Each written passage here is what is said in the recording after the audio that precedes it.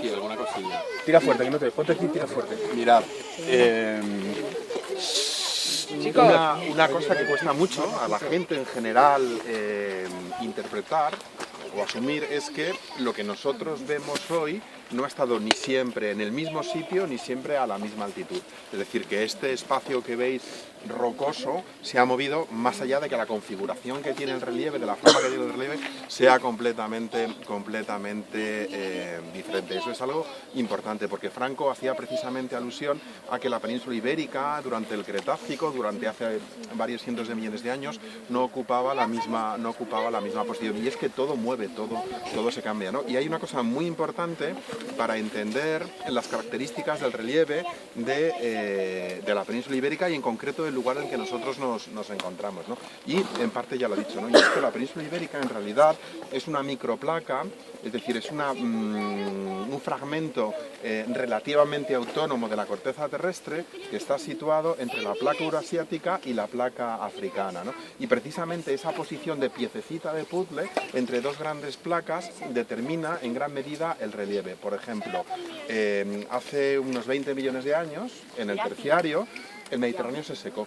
¿Y por qué se secó? Primero porque el clima era cálido y porque el Mediterráneo compensa las pérdidas de agua por evaporación con una corriente de compensación que proviene directamente del Atlántico, ¿no? Entonces se secó porque hubo un empuje hacia el norte de la placa africana y el estrecho de Gibraltar quedó completamente aislado.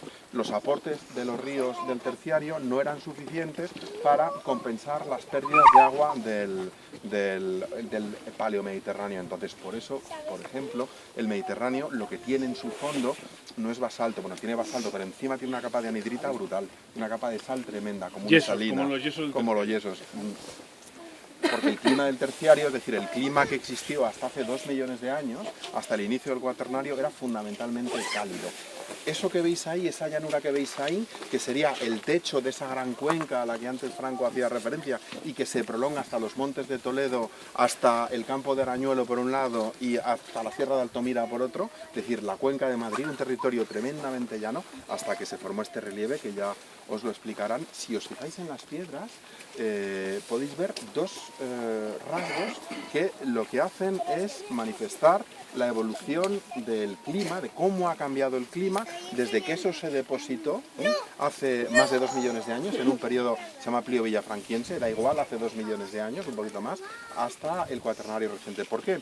Porque el material, las piedras, tienen evidencias de su génesis en un clima de tipo tropical. Son suelos formados en unas condiciones climáticas de tipo tropical, pero a veces, si os fijáis, los clastos, las piedras de la raña, que son las cuarcitas que bajan de ahí arriba, están partidas, y están partidas por un proceso que se llama crioclastia, es decir, el agua entra en grietas de la piedra, se congela y las piedras estallan directamente. Bueno, pues eso ocurrió durante un periodo que comienza y en el que estamos hace 2 millones de años y que en términos climáticos se caracteriza por la pérdida del atemperamiento subtropical del Terciario y los climas fríos del Cuaternario.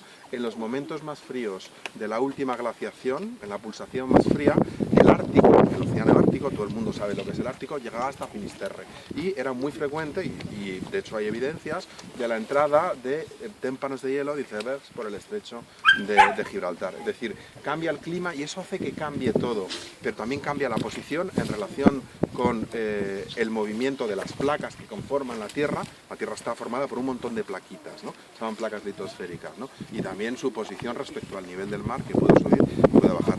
Y una cuestión, para no aburriros mucho, estos son calizas. Aquí hay materiales terciarios de diverso tipo, hay yesos para allá, hay raña, etcétera, etcétera. Un poco más para allá hay pizarra.